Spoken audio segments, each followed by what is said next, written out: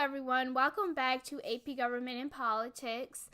Today we are going to continue our series on the Constitution, and we are going to continue looking at the Bill of Rights. So let's get started. So the Second Amendment states that a well-regulated militia being necessary to the security of a free state, the right of the people to keep and bear arms shall not be infringed. So the courts have always believed this amendment upholds states' right to arm militias.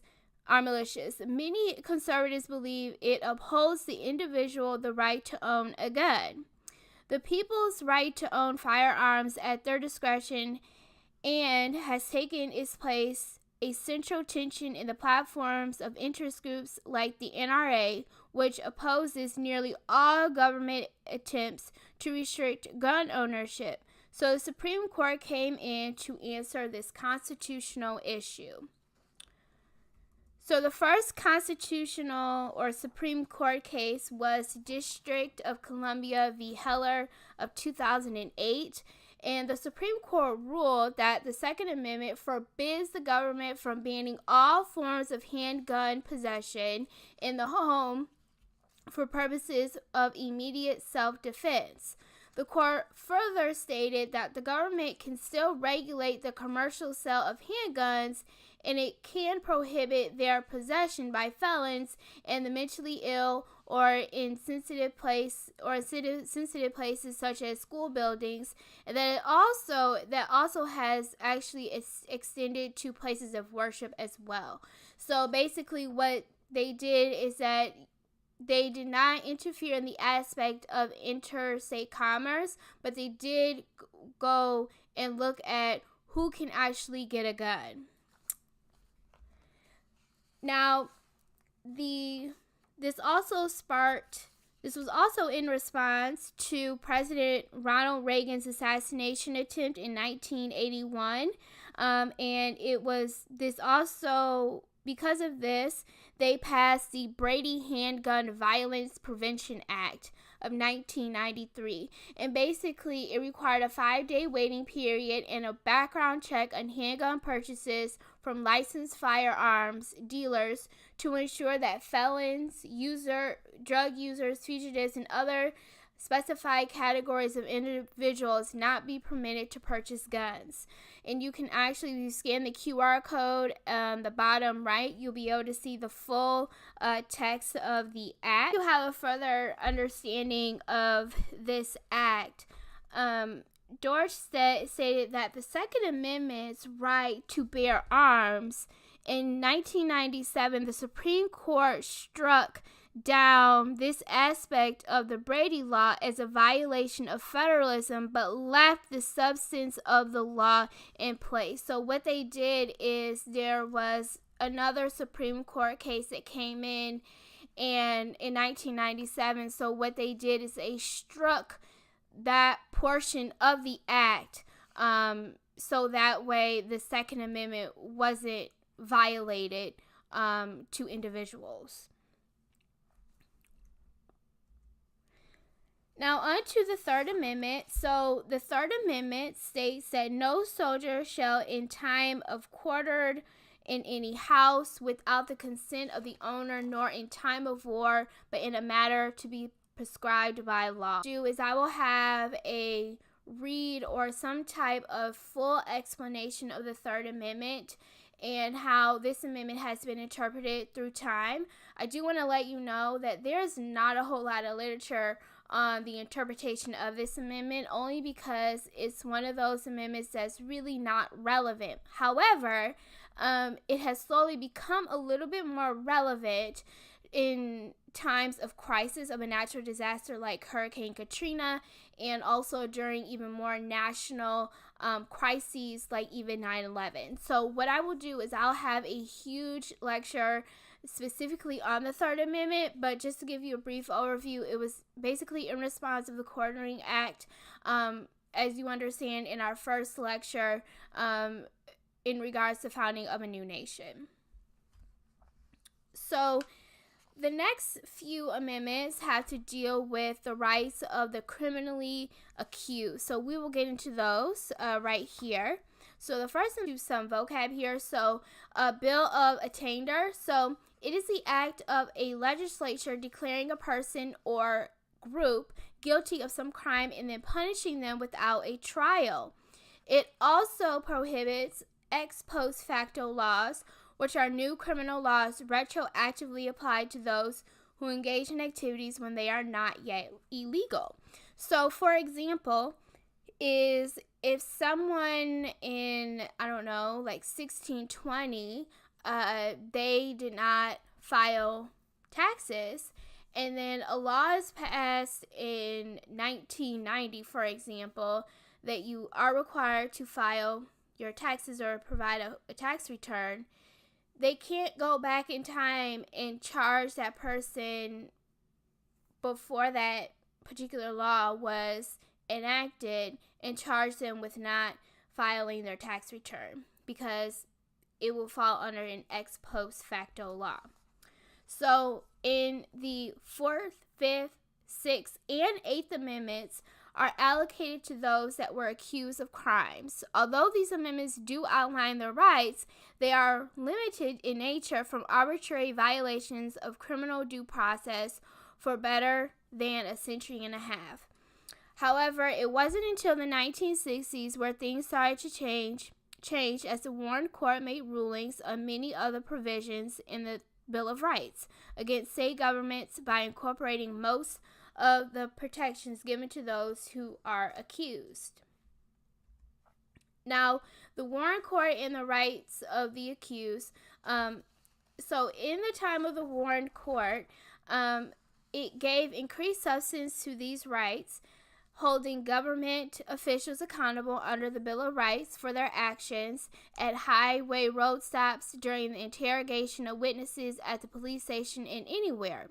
The right to counsel was brought into extent to more than those that committed the crimes, and in the 1980s and 1990s, under the Court of Chief Justice William Rehnquist, had scaled back some of these protections, and defendants were forced to navigate their way through the criminal justice system. So you can see in the 1980s, 1990s, this was, a fallback of this. So, you can see this, in,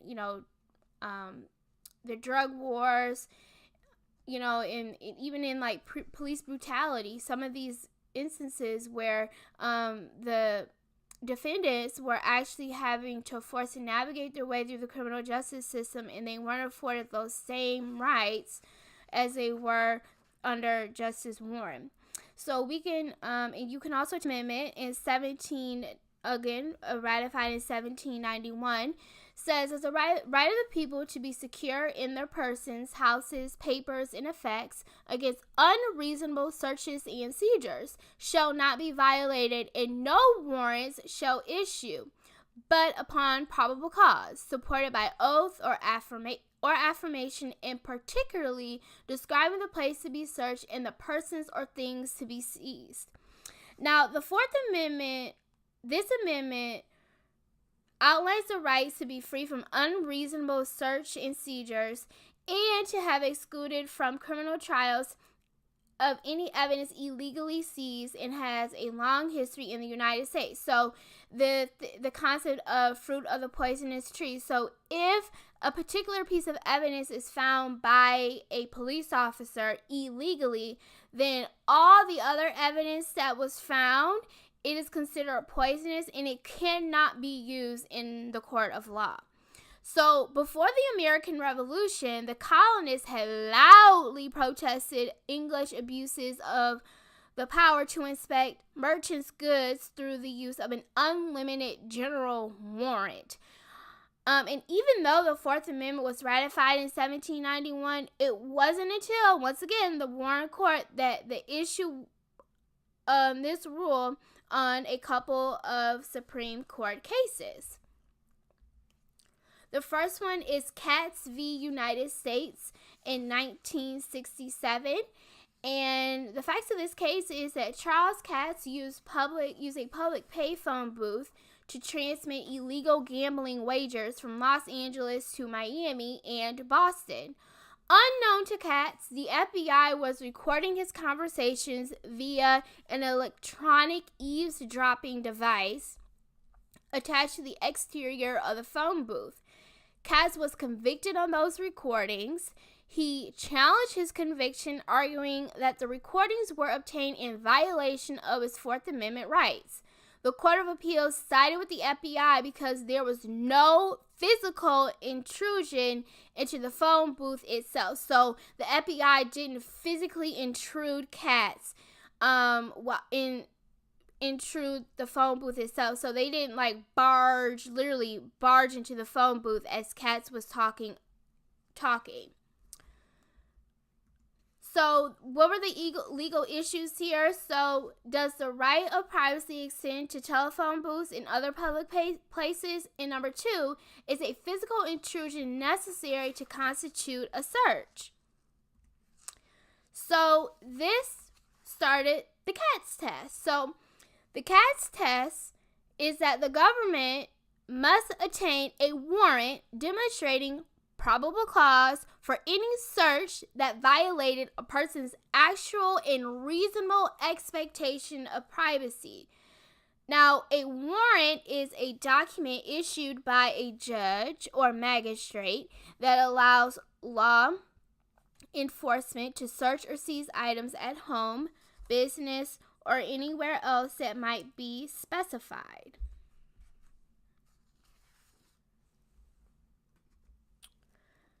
All right, so the next Supreme Court case is Mapp v. Ohio of 1961. And the Supreme Court ruled that all evidence obtained by search and seizures in violation of the Fourth Amendment is inadmissible in a state court. So this ruling created issues and confusion on when to apply the exclusionary rule.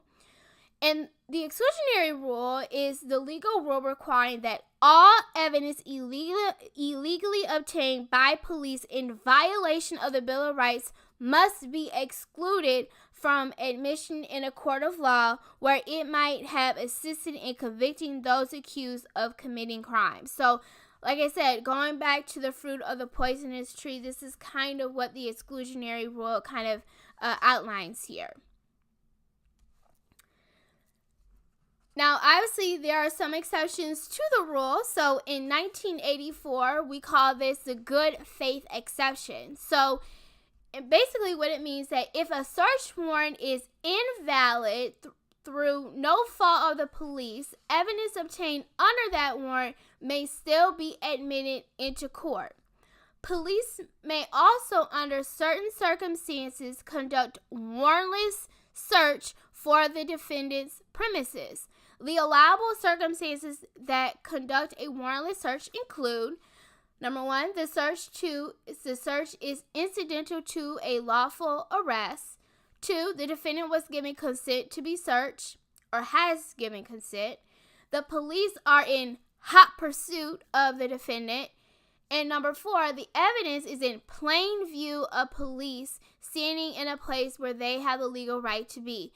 So, for example, hot pursuit number 3. So I would kind of the famous example of O.J. Simpson, where he's like, there was the speed chase, and the police catch him, and they finally catch him. They pull him over, and they see evidence that could be admissible in his murder trial. They can use that. And then also in plain view, so say a police officer, he comes in, he steps at your door, and they think that you are you're a person of interest in a murder, and the weapon was a gun, and they see a gun on your coffee at the foot of your door. Obviously, they don't need a warrant to pick up that gun. They can actually seize that gun, and it can be used as evidence. So you will learn that with every legal rule, there are exceptions to that rule, as you can see here in the good faith exception rule here. So there's the exception, and then there's the rule, right? What the rule says. the Fourth Amendment, but then there are these 4 other exceptions to the rule that are available for a court, an attorney, or a prosecutor to use in order to convict or in order to exonerate their client in a criminal trial. Now, the Fifth Amendment, ratified in 1791, states no person shall be held to answer for a capital or otherwise infamous crime unless on a presentment or indictment of a grand jury, except in cases arising in the land or naval forces or in the militia when in actual service in time of war or public danger, nor shall any person be subject for the same offense to be twice put in jeopardy of life or limb, nor shall be compelled in any criminal case to be a witness against himself, nor be deprived of life, liberty, or property without due process of law, nor shall private property be taken for public use without just compensation. So, in this case, when you have land or naval forces or anytime we have to deal with the military, a totally separate court process is used for those that are in the military. They call them the JAG court. Now, this amendment outlines that rights that individuals can't be arrested for serious crimes until they have been formally accused by a grand jury unless the individual is in the military or militia during wartime or in an emergency. Individuals cannot be tried for the same crime twice. We call that double jeopardy. An individual doesn't have to say anything in court that will make him look guilty and can't have his life, freedom, or property taken away illegally. Private property can't be taken for public use without fair compensation. Now, the grand jury requirement wasn't incorporated, so it only applies to federal prosecutors in federal court. And remember what I stated in our previous lecture about incorporation. Incorporation is any type of federal law that spills over into the state. So obviously a grand jury is not incorporated, which means it does not spill over into a state court. And then just so you're aware, a grand jury is a jury of 12 to 23 people that examined evidence and decided whether the accused has committed a crime and if there should be a criminal trial. So it's kind of like a pre-trial. It's like a mini trial where to figure out is there really enough evidence to actually start a trial, a formal criminal trial. Now, the double jeopardy clause is basically, it provides that no defendant may be tried twice for the same crime. And this clause is a source that has a lot of protection for defendants. So, obviously, what I do want to make clear is that if a person has been convicted of murder of Sally Sue, and then something comes up and he actually kills someone else, like Joe Smith, actually, double jeopardy does not apply to this because this is a totally different crime. This is a totally different crime, a separate crime, a separate victim in this instance. So the conviction for Sally Sue stands, but John Smith, he's going to have to go back to court for the murder of John Smith, if that makes sense. Now, with a double jeopardy clause, this causes prosecutors must weigh carefully their probability of success at trial and bring forth all the relevant resources at their disposal. However, this doesn't stop an altogether government from retrying the defendant for violating that government's own laws. So, for example, if a defendant was not guilty in a state court, the federal government can charge the defendant with the same crime in federal court, where sometimes if that particular crime, so say someone in Michigan kills like 10 people, I don't know why I keep using murder as an example, but whatever. Say someone in Michigan kills 10 people and he but the federal government wants to pursue that crime. They can pursue that crime, and actually, since the death penalty is legal, they can actually impose. That makes sense. Now, the self-incrimination clause. So, as you know, a lot of people, when you feel like you don't want to say something, you say, "Oh, I plead the fifth." You know, when you feel like, "Ooh, if I say this, I'm gonna be, charged with this crime." So you say, "Oh, I plead the fifth." So this prevents individuals from being compelled to testify against themselves. It offers substantial protection to defendants being questioned by policy at the police station or elsewhere, and it protects defendants from being coerced or tortured into confessing to crimes. A famous case here is Miranda v. Arizona in 1966, and the legal issue that arose during the Supreme Court case was, does the Fifth Amendment's protection against self-incrimination extend to the police interrogation of a suspect? So the Supreme Court ruled that prior to any questioning, that he had the right to remain silent and that anything he said can be used against him in a court of law. A defendant was required to be told that he had the right to an attorney, and if he could not afford an attorney, one would be appointed to him prior to any questioning, if he so desired. After these warnings are given, a defendant could knowingly and intelligently waive these rights and agree to answer questions or make a statement. Evidence obtained as a result of interrogation was not to be used against a defendant at trial unless the prosecution demonstrated the warnings were given and knowingly and intelligently waived. So, and this is a very precise thing, that even if a police officer actually misspeaks the Miranda warnings, then anything that particular defendant will say is not admissible at court. If the defendant has a mental illness and he gives a statement, it cannot be used in a court of law because he is not mentally capable of understanding his rights in that instance. And then, as you know, this is called the Miranda warning. You have seen it, and you probably have seen it in every single court show, Blue Bloods, Law and Order.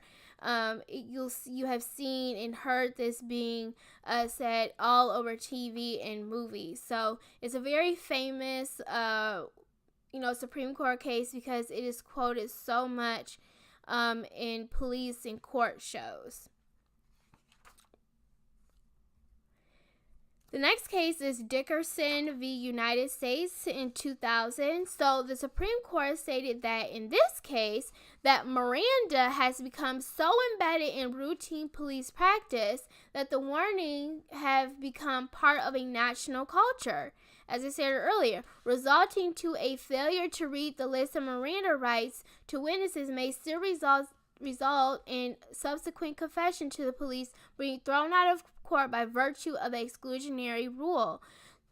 And then the Supreme Court also stated that the Miranda rule couldn't be overruled by an act of Congress. So, the Supreme Court stepped in, at this moment, they stepped into the role of politics and said, Congress, you cannot overrule this particular rule. It's at this point that the law in this area is clear, that the court has supervisory authority over the federal courts, and we may use that authority to prescribe rules and evidence and procedure that are binding in those tribunals.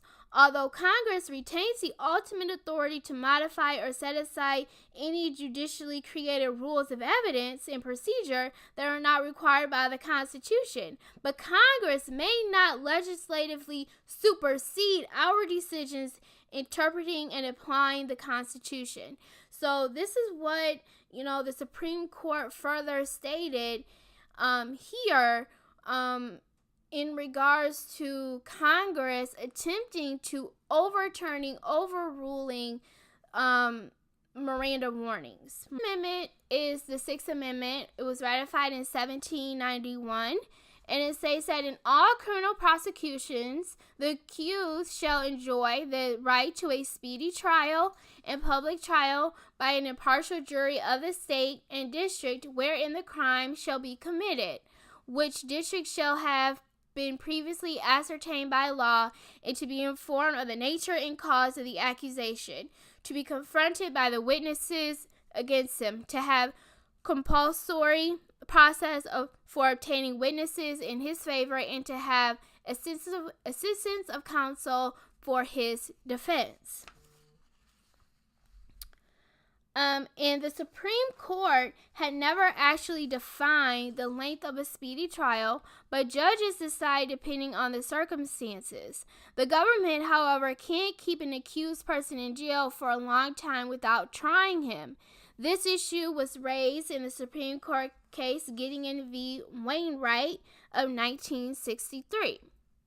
And in this case, the Supreme Court ruled that it was consistent with the Constitution to require state courts to appoint attorneys for defendants who could not afford to retain counsel on their own. They believe that the Sixth Amendment's guarantee of counsel is a fundamental and essential right made obligatory upon the states by the 14th Amendment, which goes on the due process of law. The Sixth Amendment guarantees the accused the right to the assistance of counsel in all criminal prosecutions and requires courts to provide counsel for defendants unable to hire counsel unless the right was competently and intelligently waived. The amendment ratified in 1791 states that the excessive bail shall not be required, nor excessive fines imposed, nor cruel and unusual punishments inflicted. So this amendment deals with the limited way in which defendants being held for trial, mainly with bail. Bail is the amount of money paid to the court as security against the defendant's freedom before trial may not be excessive. In regards to cruel and unusual punishment, no government may impose a cruel and unusual punishment on an individual, but there remains heated debate over what is cruel and unusual. So this concludes our lecture on the Bill of Rights, and I hope you enjoyed this lecture. The next couple of weeks, we will focus on Articles 1, 2, and 3 of the Constitution, so please be prepared for that. I highly recommend that you start reading Article 1 so you know what to expect for that, and we will go in detail on the Article 1, and I hope you enjoyed this, and I hope you have a wonderful day. Bye.